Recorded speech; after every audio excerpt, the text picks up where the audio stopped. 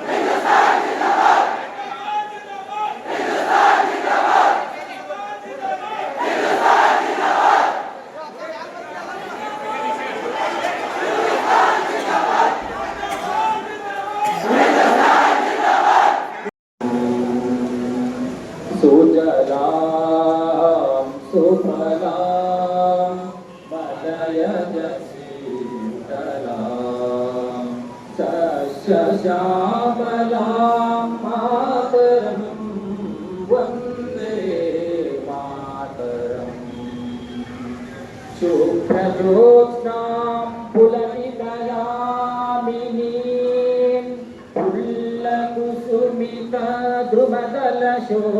पुल्लकुसुमितद्रुमदलशोभिनीं सुहासिनीं सुमधुरभाषिणीं सुखदां वरदां मातरं वन्दे मातरम् कोटि कोटि कंठ कल कल निनाद कराले कोटि कोटि भुजैर्धृत खर कर माले ते बने मातुमे अबले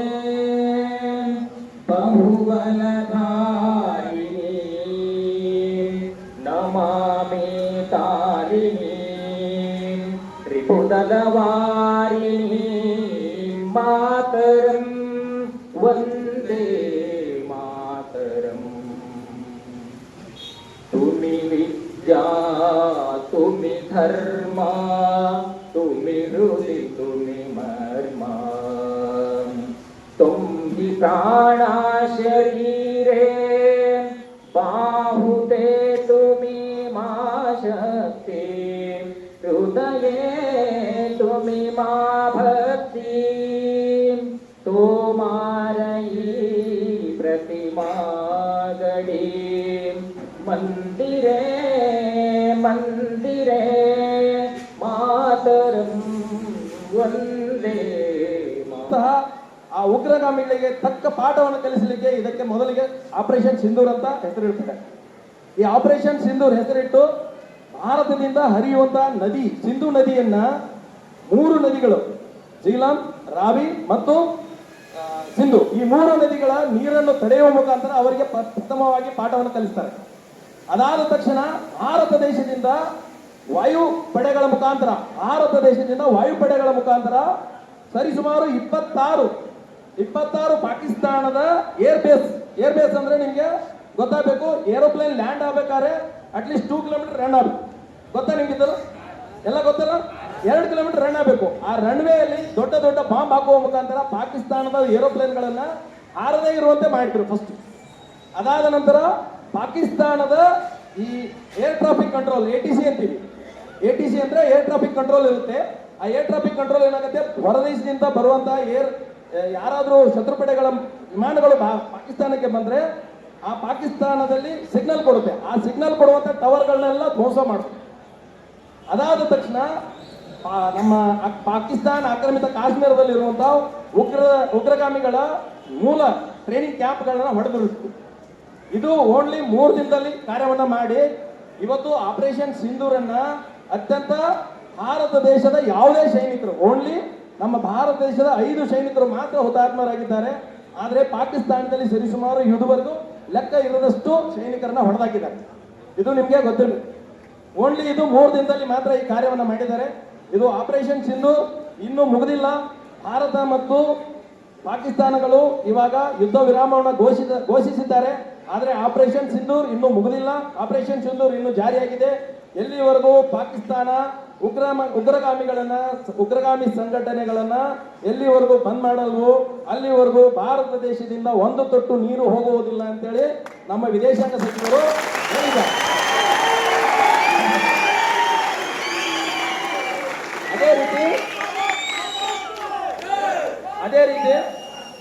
ಅದೇ ರೀತಿ ಇನ್ನು ಮುಂದೆ ಉಗ್ರಗಾಮಿ ಸಂಘಟನೆಗಳಿಂದ ಯಾವುದೇ ಒಬ್ಬ ಉಗ್ರ ಬಂದು ಭಾರತ ದೇಶದಲ್ಲಿ ಏನಾದರೂ ಕಾರ್ಯವನ್ನ ಕೈಗೊಂಡ್ರೆ ಅದು ಯುದ್ಧ ವಿರಾಮವೆಂದು ಘೋಷಿಸಿ ಪಾಕಿಸ್ತಾನದ ಮೇಲೆ ನಾವು ಯಾವಾಗ ಬೇಕಾದ್ರೂ ಯುದ್ಧವನ್ನು ಘೋಷಣೆ ಮಾಡಬಹುದು ಅಂತೇಳಿ ತಾಕೀತು ಮಾಡಿದ್ದಾರೆ. ಪ್ರೆಸ್ ಮೀಟ್ ಅಲ್ಲಿ ಹೇಳ್ತಾರೆ, ನಮ್ಮ ಪಾಕಿಸ್ತಾನದ ಸೈನಿಕರು ಬೆಂಗಳೂರಿನ ಬಂದರಿಗೆ ಹೋಗಿ ಹೊಡೆದು ಬಂದಿದೆ ಅಂತ ಹೇಳ್ತಾರೆ. ಬೆಂಗಳೂರಿನಲ್ಲಿ ಬಂದರ್ ಐತ್ಯಾ? ಸಮುದ್ರ ಐತೆ ಬೆಂಗಳೂರು ಒಳಗೆ? ಎಷ್ಟು ಸುಳ್ಳು ಹೇಳ್ತಾರೆ. ಪಾಕಿಸ್ತಾನ ಪ್ರಧಾನಮಂತ್ರಿ ಹೇಳ್ತಾರೆ ಆದಂಪುರ್ ಏರ್ಬೇಸ್ಗೆ ಹೋಗಿ ಹೊಡೆದು ಬಂದಿವಿ ಅಂತ ಹೇಳಿದ್ರು. S-400 ಹೊಡೆದಿವಿ ಅಂತ ಹೇಳಿ ಪ್ರೆಸ್ ಮೀಟ್ ಅಲ್ಲಿ ಹೇಳಿದ್ರು. ಆದ್ರೆ 56 ಇಂಚಿನ ಅಧಿಕಾರಕ್ಕೆ ನರೇಂದ್ರ ಮೋದಿ ಮೊನ್ನೆ ಅದೇ ಆದಂಪುರ್ಗೆ ಹೋಗಿ ಅದೇ S-400 ಬಾಜುಕ್ ನಿಂತು ಫೋಟೋ ತಗೊಂಡು ಪಾಕಿಸ್ತಾನ ಪ್ರಧಾನಮಂತ್ರಿ ಇದು 2014ರ ನಂತರ ಭಾರತದ ಪರಿಸ್ಥಿತಿ. 2014ರ ನಂತರ ನಮ್ಮ ದೇಶದ ಪ್ರಧಾನಮಂತ್ರಿಗಳು ಹೇಳಿದ್ರು ಚುನ್ ಕರ್ ಮಾರೆಂಗೆ, ಕುಸ್ ಕರ್ ಮಾರೆಂಗೆ. ಅವೆರಡೂ ಕೆಲಸ ಮೊನ್ನೆ ಆಪರೇಷನ್ ಸಿಂಧೂರ್ ಒಳಗಾಗಿದೆ. ಇವತ್ತು ಸಭೆಯನ್ನು ಉದ್ದೇಶಿಸಿ ಮಾನ್ಯ ಜನಪ್ರಿಯ ಸೈನಿಕರಿಗೆ ನಾವು ಹೇಳಬೇಕಾಗ್ಯದ, आप आगे बढ़ो, हम तुम्हारे साथ है.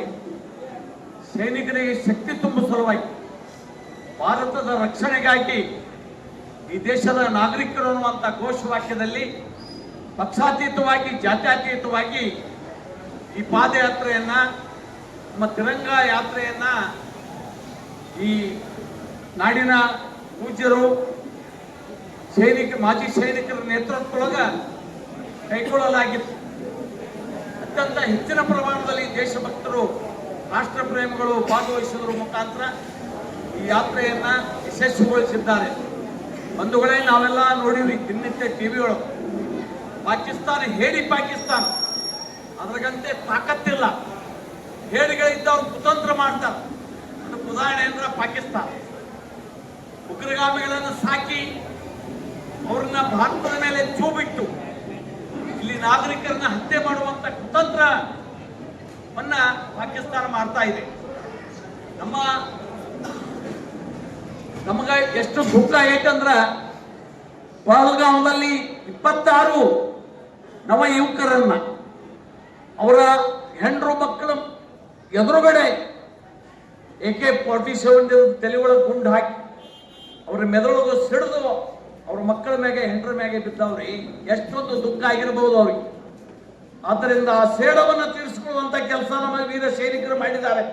ಅದಕ್ಕೆ ಅವರಿಗೆ ಬೆಂಬಲಾರ್ಥವಾಗಿ ನಾವು ನಿಮ್ಮ ಜೊತೆ ಇದೀವಿ ಅನ್ನುವಂತ ಒಕ್ಕಟ್ಟು ತೋರಿಸಲಿಕ್ಕೆ ನಾವು ಪಕ್ಷಾತೀತವಾಗಿ ನಾವು ಈ ಯಾತ್ರೆಯನ್ನ ಕೈಗೊಂಡಿದ್ದಾರೆ. ಆದ್ದರಿಂದ ಗುರುಗಳ ನೇತೃತ್ವ ವಹಿಸಿದ್ದಾರೆ. ಅದಕ್ಕೆ ಕೇವಲ 3-4 ದಿವಸದಲ್ಲಿ ಎಲ್ಲೆಲ್ಲಿ ಹೊಡಿಬೇಕಾಗಿತ್ತು ಪಾಕಿಸ್ತಾನಕ್ಕೆ ನಮ್ಮ ಈ ವೀರ ಸೈನಿಕರು ಹೊಡೆದ. ನಮ್ಮ ಒಂದು ಘೋಷವಾಕ್ಯದ ನಮ್ಮ ಸೈನಿಕರು, ಭಾರತದ ಒಬ್ಬ ಸೈನಿಕರನ್ನ ನೀವು ಸತ್ತಂದ್ರ 10 ಮಂದಿ ಪಾಕಿಸ್ತಾನವನ್ನ ಸೈನಿಕರನ್ನು ನಾವು ಯಮಲೋಕಕ್ಕೆ ಕಳಿಸ್ತೀವಿ ಅನ್ನುವಂತ ಮಾತಿನ ಪ್ರಕಾರ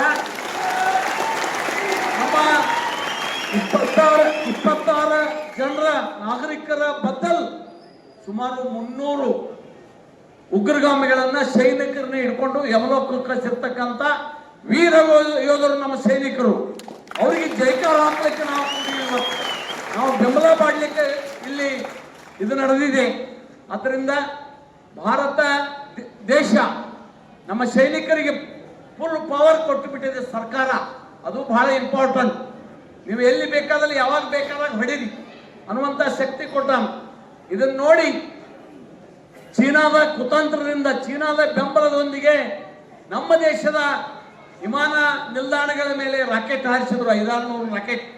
ಅದರ ಬೌಂಡ್ರಿಯಲ್ಲಿ ನಮ್ಮ S-400 ಒಂದು ಮಿಸೈಲ್, ಅವು ಎಲ್ಲ ರಾಕೆಟ್ಗಳನ್ನ ಅಲ್ಲಿ ವಿಫಲಗೊಳಿಸುವಂತ ಕೆಲಸ ನಮ್ಮ ಈ ವೀರ ಯೋಧರು ಮಾಡಿದ್ದನ್ನು ನಾವು ಕೇಳಿದ್ವಿ.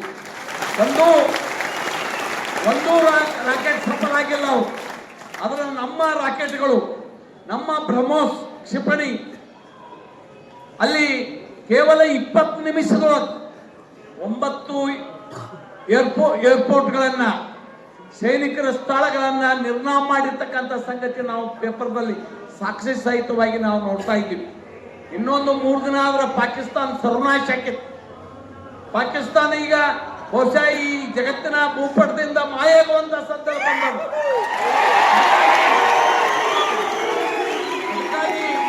ದೀಪ ಮುಂದೆ ಹೆಂಗೆ ಡಾಳ ಉಂಟವ ಅವ್ರು ಈಗ ಡಾಳ ಅಲ್ಲ. ನಿಮ್ಮ ಸರ್ವನಾಶ ಆಗ್ಯದ. ಬಲೂಚಿಸ್ತಾನ ಬೇರೆ ಯಾಕೆ ಪಿಒಕೆ ನಮ್ಮ ದೇಶದ ವಶ ಆಗುವುದಲ್ಲ. ಅನೇಕ ಕಡೆ ಸುತ್ತಲೂ ಪಾಕಿಸ್ತಾನ ಹೊಡೆಯುವಂತ ಜನ ಈಗ ಪ್ರಾರಂಭ ಆಗ್ಯಾರ. ಆದ್ರಿಂದ ನಮ್ಮ ದೇಶದ ಎಲ್ಲ ನಾಗರಿಕರನ್ನ ವಿನಂತಿ ಮಾಡ್ಕೊಳ್ತೀನಿ, ನಮ್ಮೆಲ್ಲರಲ್ಲೂ ಸಹಿತ ದೇಶ ಪ್ರೇಮ ಇದೆ. ಕೇವಲ ಒಬ್ಬರಿಬ್ಬರಲ್ಲೆಲ್ಲ 140 ಕೋಟಿ ಜನರಲ್ಲಿ ಸಹಿತ ಅಗಾಧವಾದ ದೇಶ ಪ್ರೇಮವನ್ನು ತುಂಬಿಕೊಂಡು ನಾವು ಅದೀವಿ. ನಮ್ಮ ಸೈನಿಕರಿಗೆ ಬೆಂಬಲ ಕೊಡೋಣ. ನೀವು ಮುಂದುವರಿರಿ, ನೀವು ವೈರಿಗಳನ್ನು ಹೊಡೀರಿ, ನಿಮ್ಮ ಜೊತೆ ನಾವು ಅದೀವಿ ಎನ್ನುವಂಥದ್ದನ್ನ ಅವ್ರಿಗೆ ಬೆಂಬಲ ಸೂಚಿಸಲಾಗಿ ನೀವು ಪಾದಯಾತ್ರೆಯನ್ನ ಇಡೀ ದೇಶದ ತುಂಬ ಕೈಕೊಂಡಾರ. ನಾವು ಅಷ್ಟೇ ಅಲ್ಲ, ಇಡೀ ದೇಶದ ತುಂಬ ಜಿಲ್ಲಾ ಪ್ಲೇಸ್ನಾಗ, ರಾಜಧಾನಿ ಪ್ಲೇಸ್ನಾಗ, ಮಹಾನಗರ ಪಾಲಿಕೆ ಒಳಗ ಮತ್ತು ತಾಲೂಕಾ ಪ್ಲೇಸ್ನೊಳಗ ಅವ್ರು ಹೇಳಿದಾರೆ, ನೀವು ಗ್ರಾಮ ಮಟ್ಟದಲ್ಲೂ ದೊಡ್ಡ ಗ್ರಾಮ ಮಟ್ಟದಲ್ಲೂ ಸಹಿತ ಈ ಪಾದಯಾತ್ರೆಯನ್ನ, ತಿರಂಗ ಯಾತ್ರೆಯನ್ನ ಕೈಗೊಳ್ಳಬೇಕು ಅನ್ನುವಂತ ಮಾತನ್ನ ಈಗ ಹೇಳಿದ್ದಾರೆ ನಮ್ಮ ಸೈನಿಕರು. ಆ ಕಾರಣಕ್ಕಾಗಿ ಸೈನಿಕರಿಗೆ ಇನ್ನಷ್ಟು ಉತ್ಸಾಹ ತುಂಬಲಿಕ್ಕೆ ಈ ರೀತಿ ಇಡೀ ದೇಶದೊಳಗ ಅವರಿಗೆ ಬೆಂಬಲ ಸೂಚಿಸಲಿಕ್ಕೆ ಈ ರೀತಿ ಪಾದಯಾತ್ರೆಯನ್ನ, ತಿರಂಗ ಯಾತ್ರೆಯನ್ನ ಮಾಡುವಂತ ಕಾರ್ಯಕ್ರಮ ನಾವು ಮಾಡೀವಿ. ಇದು ಅತ್ಯಂತ 100% ಯಶಸ್ವಿ ಆಗಿದೆ ಅನ್ನುವಂತ ಮಾತನ್ನ ನಿಮ್ಮೆಲ್ಲರ ಸಹಕಾರದಿಂದ, ಇದಕ್ಕೆ ಯಾವುದೇ ಪಕ್ಷ, ಪಂಗಡ, ಜಾತಿ ಏನೂ ಇಲ್ಲ. ಎಲ್ಲಾ ಜಾತಿ ಅವರದಾರ, ಎಲ್ಲಾ ಪಕ್ಷದವರು ಇದ್ರಾಗದಾರ, ಎಲ್ಲಾ ಪಕ್ಷಾತೀತವಾಗಿ. ಯಾಕಂದ್ರೆ ನಾವು ದೇಶದ ವಿಷಯದೊಳಗ ಕ್ಷುಲ್ಲಕ ಪಕ್ಷದ ವಿಷಯ ಇಟ್ಕೊಂಡಿವಂದ್ರ ಅದು ನಮ್ಮ ಸಂತನ ಆಕತಿ. ಆದ್ರಿಂದ ಎಲ್ಲರೂ ಜೊತೆ ಸೇರಿ ನಾವು ನಿಮ್ಮ ಕೂಡ ಅದೀವಿ ಅನ್ನುವಂತ ಸೈನಿಕರಿಗೆ ಬೆಂಬಲ ತುಂಬಲಿಕ್ಕೆ ಮತ್ತು ದೇಶದ ರಕ್ಷಣೆಗೆ ಪ್ರಸಂಗ ಬಿದ್ರ ನಾವು ಸೈನಿಕರ ಡ್ರೆಸ್ ಹಾಕೊಂಡು ಯುದ್ಧಕ್ಕೆ ಬರ್ತೀವಿ ಅನ್ನುವಂತ ಅವ್ರಿಗೆ ಬೆಂಬಲ ಈ ಕಾರ್ಯಕ್ರಮವನ್ನು ಹಮ್ಮಿಕೊಳ್ಳಲಾಗಿತ್ತು. ಇದು ಅತ್ಯಂತ ಯಶಸ್ವಿಯಾಗಿ ಪೂಜ್ಯರ ನೇತೃತ್ವದೊಳಗ, ಮಾಜಿ ಸೈನಿಕರ ನೇತೃತ್ವದೊಳಗೆ ಯಶಸ್ವಿಯಾಗಿದೆ. ಯಶಸ್ವಿಗೆ ಕಾರಣೀಭೂತರಾಗಿರ್ತಕ್ಕಂಥ ಇಲ್ಲಿ ಸೇರಿರ್ತಕ್ಕಂಥ ಎಲ್ಲರಿಗೂ ಸಹಿತ ನಾನು ಹೃದಯಪೂರ್ವಕ ವಂದನೆಗಳಲ್ಲಿ ಅಭಿನಂದನೆಗಳನ್ನು ಸಲ್ಲಿಸ್ತೀನಿ. ಬಲೋ ಭಾರತ್ ಮಾತಾ ಕುಂಕುಮ ಅಳಿಸಿಕೊಟ್ಟಿರ್ತಕ್ಕಂಥ ಹೇಡಿ ಉಗ್ರಗಾಮಿಗಳಿಗೆ, ಅದನ್ನ ಸೇಡು ತೀರಿಸಿಕೊಂಡ ನಮ್ಮ ಸೈನಿಕರಿಗೆ, ನಿಮಗೆ ಗೊತ್ತಿರಲಿ, ಯಾರೇನೋ ಕಲ್ಪನೆ ಮಾಡ್ತಾರ, ಇದು ಅಧಿಕೃತವಾಗಿ ಯುದ್ಧ ಆಗಿದ್ದಿಲ್ಲ. ಯುದ್ಧ ಘೋಷಣೆ ಆಗಿದ್ದಿಲ್ಲ. ಕೇವಲ ಉಗ್ರಗಾಮಿಗಳನ್ನ ಏನು ಕೇಂದ್ರಗಳದಾವ, ಪಾಕಿಸ್ತಾನ ಉಗ್ರಗಾಮಿಗಳನ್ನ ಸಾಕುವಂತ ಸೆಂಟರ್ ಮಾಡ್ಯಾರ. ಆ ಸೆಂಟರ್ಗಳಿಗೆ ಬಾಂಬ್ ಹಾಕುವುದರ ಮುಖಾಂತರ ಅವ್ರನ್ನ ಸರ್ವನಾಶ ಮಾಡುವಂತ ಕೆಲಸ ನಮ್ಮ ದೇಶದ ಸೈನಿಕರು ಮಾಡಿದ್ದಾರೆ. ಬಿಟ್ಕೊಟ್ಟು ಅಧಿಕೃತ ಯುದ್ಧ ಆದ್ರ 4-5 ದಿನ ಹೆಂಗಿಲ್ಲ, ಪಾಕಿಸ್ತಾನ ಸರ್ವನಾಶ ಆಕೈತಿ. ಅವರು ಬಾಂಬ್ ಹಾಕ್ತಿವತ್ತ ಬಾಂಬಿಗೆ ಹೆದರ್ಲಿಲ್ಲ, ನಮ್ಮ ಸೈನಿಕರಿಗೆ ಹೆದರ್ಲಿಲ್ಲ, ನಮ್ಮ ಸರ್ಕಾರ ಹೆದರ್ಲಿಲ್ಲ, ನಮ್ಮ ದೇಶದ ನಾಗರಿಕರಿಗೆ ಹೆದರ್ಲಿಲ್ಲ. ನಿಮ್ಮ ನೀವು ಬಾಂಬ್ ಹಾಕಿದ್ರ ನಾವೇನು ಇಲ್ಲಿ ಶೋ ಮಾಡ್ಲಕ್ ಸೋಪಿ ಸಿಕ್ಕಿಲ್ಲ. ಬಾಂಬ್ ನಿಮ್ಮ 10 ಪಟ್ಟು ಬಾಂಬ್ ನಮ್ಮಲ್ಲಿ ಇದಾವ. ನಿಮ್ಮನ್ನು ಒಂದೇ ಬಾಂಬ್ನಾಗ ಎಚ್ಚರಿಕೆ ಇರಲಿ. ಈಗಾಗಲೇ ಪಾಕಿಸ್ತಾನ ಗಡಗಡ ನಡಲಾಗ್ಯದ. ಇಲ್ಲಿ ಯುದ್ಧ 4 ದಿನದಾಗ ಮಂಡಿ ಊರಿ ನಮಗೆ ಯುದ್ಧ ವಿರಾಮ ಘೋಷಣೆ ಮಾಡಿ ಕೈ ಮುಗಿದು ಯಾಚನೆ ಮಾಡಿರ್ತಕ್ಕಂಥ ಕಾರಣಕ್ಕಾಗಿ ಇದರ ಯುದ್ಧ ತಾತ್ಕಾಲಿಕವಾಗಿ ವಿರಾಮ ಘೋಷಣೆ ಆಗಿದೆ. ಇನ್ನೂ ಯುದ್ಧ ಈಗಾಗಲೇ ಹೇಳಿದ ಪ್ರಕಾರ, ನಮ್ಮ ಮಾಜಿ ಸೈನಿಕರು ಹೇಳಿದ ಪ್ರಕಾರ ಯುದ್ಧ ಸಂಪೂರ್ಣ ವಿರಾಮ ಆಗಿಲ್ಲ. ಒಂದೇ ಒಂದು ನಮ್ಮ ನಾಗರಿಕರ ಉಗ್ರಗಾಮಿಗಳ ಹತ ಆದ್ರ, ಅದ್ರ ಉಗ್ರಗಾಮಿಗಳೇ ಹತ ಆದ್ರ ಇದು ಯುದ್ಧ ಘೋಷಣೆ ಅಂತ ತಿಳ್ಕೊಂಡು ಪಾಕಿಸ್ತಾನವನ್ನೇ ಉಡಾಯಿಸ್ತೀವಿ ಅನ್ನುವಂಥ ಮಾತನ್ನು ಸಹಿತ ನಮ್ಮ ಸೈನಿಕರು, ನಮ್ಮ ವೀರ ಯೋಧರು, ನಮ್ಮ ಸೇನಾಧಿಕಾರಿಗಳು ಹೇಳಿದ್ದಾರೆ. ಆ ಪ್ರಕಾರ ನಾವು ತಯಾರಿದ್ದೀವಿ. ಭಾರತ ಯಾವ ಅಮೆರಿಕಕ್ಕೂ ಹೆದರಂಗಿಲ್ಲ, ಯಾವ ಚೀನಾಕ್ಕೂ ಹೆದರಂಗಿಲ್ಲ. ಅತ್ಯಂತ ಸುಪ್ರೀಂ ಪವರ್ ಭಾರತದ ಐತಿ. ಸುಪ್ರೀಂ ಪವರ್ ನೀವು ಯಾರು ಬೇಕಾದ್ರೂ ಪ್ರಪಂಚದ ವಿರುದ್ಧ ಆದರೂ ಸಹಿತ ಸದೆ ಬಡದು ಗೆಲ್ಲುವಂತ ತಾಕತ್ತು ಭಾರತದ ಐತಿ. ಆ ರೀತಿ ಶಕ್ತಿ ತುಂಬಿದ ಭಾರತ. ಈ ಪಾಕಿಸ್ತಾನ ನಮಗೆ ಯಾವುದೂ ಲೆಕ್ಕಕ್ಕೂ ಇಲ್ಲ. ನಾವೊಂದು ಹಲ ತಗೊಂಡು ಹೋಗಿದ್ರೆ ಪಾಕಿಸ್ತಾನ ಮುಂಚೆ ಹೋಗ್ತಲ್ಲ.